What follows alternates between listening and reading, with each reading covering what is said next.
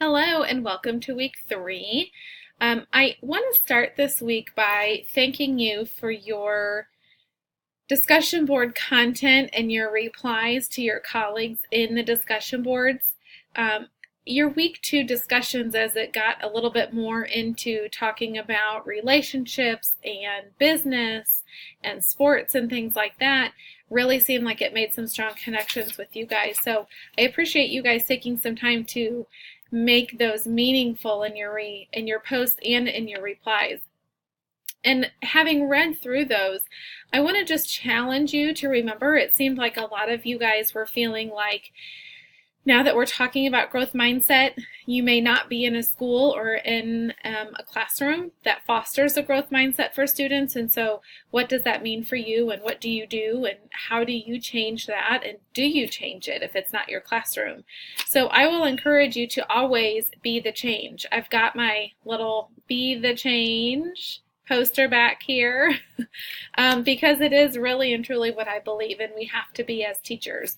It's not comfortable sometimes to be the change and to challenge the status quo, but it's important for the kids, and that's why we're doing this, and that's why that you are in this program, is to be that model for them. I also encourage you, forgive me, I cannot remember who posted this. It was one of the last ones that I read. But I also want to challenge you to reflect on your mindset as it comes to assessment.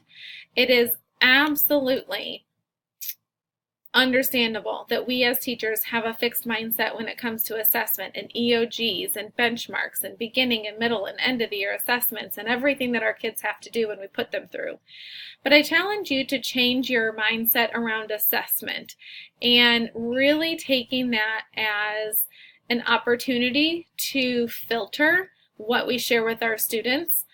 Sometimes we as teachers have so much on our shoulders that we forget what we may be presenting, even non-verbally, to our students. So I encourage you to think about when we talk about with our students assessment, and when we mention to them, EOGs and what they're doing to prepare for EOGs, even just thinking about the way that we're presenting the information, which means we may need to change our mindset around it to be more of a growth mindset. But if we change how we're presenting information to our students, maybe their anxiety level will not be as heightened and their fears will not be as great if we change how we communicate assessment to them. So just something to think about as I took that away from your discussion board conversations, which I just really loved reading, so thank you for that.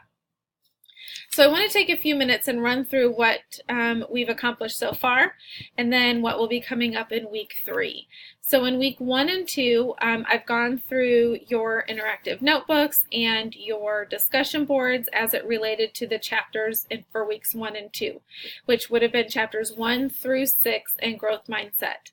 So please remember that you are posting and replying to 2 colleagues' posts when you're doing your discussion board each week. Everyone is posting, but there are a few, and it was different from week 1 versus week 2, so there are a few that did not post a second reply. Everyone is posting 1, but a few that have not posted 2. So please I don't want you to not get points because it was an oversight, so please make sure. Also, please remember that you're completing your book study, book review notes the same week that the chapters are due. I know we had kind of a combination week for the last 2 weeks because the book itself was on back order and some of you were not able to get it. And honestly, some of my main campus students are still not able to get the book. So we're making adjustments as necessary, but please remember that you are completing those book study notes for each chapter within the weeks that those are assigned. And then also remember that keyword that I'm giving you each week. Now, I did not present one in week 1, and that was my mistake. So within the week 2 messages, I presented 2 to you, 1 that counted for week 1 and 1 that counted for week 2. So moving forward, please make sure that you incorporate that keyword or response within your interactive notebook in that same week. So the words that I give you, or the word that I give you for week 3, has to be in your interactive notebook by Sunday at 11:59, or you don't get those 10 points. So please remember that. All right, we are starting week 3, so let's jump into what we're going to be working on. If we take a look at our syllabus, and we jump into week 3, we're going to see that we're nearing the end of our growth mindset conversation. We will continue to reflect on that and to see if any of it is applying in the classroom, but we'll be finishing as far as reading our book this week, and we will be starting our classroom assessment book. So just know that we are approaching the end of our growth mindset book study. All right, let's look at week 3 right here. So this week we're going to be talking about growth mindset, looking at it in a variety of life roles and how we can change our mindset as educators, applying that and assessment concepts in the field when you are in your classrooms, extending your thinking from the book and field experiences into your interactive notebook. We'll talk about that. And recognizing evidences for classroom assessment. What are your colleagues doing for assessment, and or what should they be doing? And then carrying out intervention sessions and applying some of these concepts that we're talking about. So you have your book study. We're going to be looking at chapters 7 and 8 as we finish our growth mindset book, working in our interactive notebook, using your notebook in the field, beginning to read our classroom assessment book, and then we're going to be building an assessment notebook, and then of course our discussion board. So if I go back into our weekly content to look specifically at what we're going to be doing in week 3, you'll see that week 3 is now available to you. And as that begins to load, the first thing that comes up is the field experience video 2 of 2. So I apologize that I just neglected to upload this. So if you look back in your weekly content in week 2, you'll see field experience 1 of 2. On the same day, you'll see I recorded field experience 2 of 2, but I just never uploaded it. So my apologies for that. I put it in week 3 because that's where we are right now. But please take a minute to look at that as I dig in a little bit deeper into the field experience and what your requirements are. So please make sure that you are seeing that and that you watch that video because it does continue into a little bit more detail as you are getting ready to start your field experiences.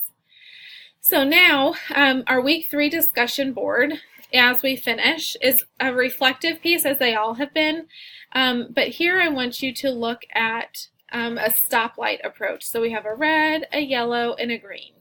So overall, yes, I want you to think about this through the lens of chapters 7 and 8, but also maybe overall, if whatever is speaking to you. So upon the completion of reading chapters 7 and 8 in Carol Dweck's Growth Mindset, please reflect and respond to this stoplight protocol. So for your red light, the first thing that you're going to do is, what do schools need to stop and think about with respect to growth mindset?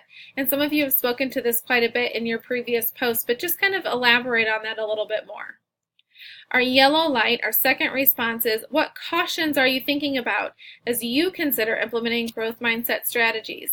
So I want you to think about this through the lens of your role right now and also what it will be like when you have your own classroom, because I know some situations may be out of our control right now, now that we are not in our own classrooms. And our green light is, what is for sure a go as you take off with growth mindset. So what is something that you, right now, you want to put into practice and have be a part of who you are as an educator? So that is your discussion board protocol. Again, please remember that you are posting and replying to 2 colleagues' posts. We have spoken, I mentioned that you are finishing your growth mindset book and beginning your classroom assessment book. So please make sure that you have that classroom assessment textbook because we're going to be doing that. So where you are using your interactive notebook, I'm going to jump back into week 1 and go into the template for that interactive notebook. But where you have been taking your notes for your book study on the left-hand side of your interactive notebook for your growth mindset, you're going to do the same thing as you continue into the classroom assessment book. So just know that this format doesn't change, just the textbook changes, which you're just going to continue to add. So as we get down, here's chapter 8 for our growth mindset, and then the very next slide should be chapter 1 for you, and then you're going to change this to be your classroom assessment. So you'll still be doing each chapter reflection. And while we're in the interactive notebook, I just want you to see that some of you have been adding additional information here on this side, but this part is also meant to be where you are observing in the field and taking notes on what you're seeing or not seeing in the field.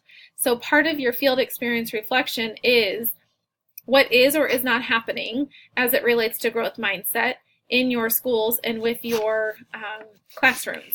So I encourage you to maybe print out this presentation as a PDF so that you can have it with you to take some notes, or just take some reflective time at the end of the week or end of a couple nights and see, if there's something in particular from chapter 6 in growth mindset that stuck out to you. How does that connect to what's happening in your classroom or in your school? So please make sure that you're using this side as well for information connecting it to the field, because that will be important as you're building your notebook in the end. So as I mentioned, we're going to start digging into our classroom assessment notebook. Forgive me while I reach down to grab the notebook. So this is what it should look like. So you'll be reading this for the rest of our time together. And it's not a long read, but it is really good reflective reading for seeing what's happening in classrooms or what we want to be happening in classrooms. So just like growth mindset, it's going to be at a fast pace, but it's really going to be something that I hope that you're going to be able to apply and observe in the classroom. Okay, so as we get going into the first couple of chapters, we're really looking at what does assessment mean? Why is it important as teachers to know about assessment and to know important characteristics of good assessment, and why it's important to have different kinds of assessment and what the purposes are. So one of the biggest takeaways is instructional effectiveness, and that is your keyword response for week 3. Instructional effectiveness through assessment really lets us know is what we hope to teach what our students learn. And we need to take a moment as teachers to really evaluate our impact in the classroom. And we may have spent hours and hours lesson planning to teach this one standard or one concept, but we need to have some form of assessment either at the end of a lesson or the end of a unit to know if that's what they understood.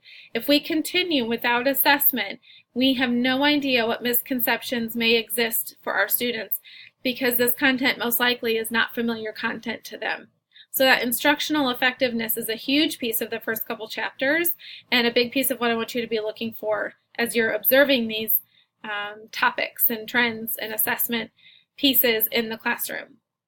The last piece I want to mention to you is in the field experience videos for both 1 and 2, I mentioned to you that you'll be building an assessment notebook that you will use for your intervention groups. I understand, one, that you are working at the same time that you're taking these classes, and the point of the intervention groups is the assessment process.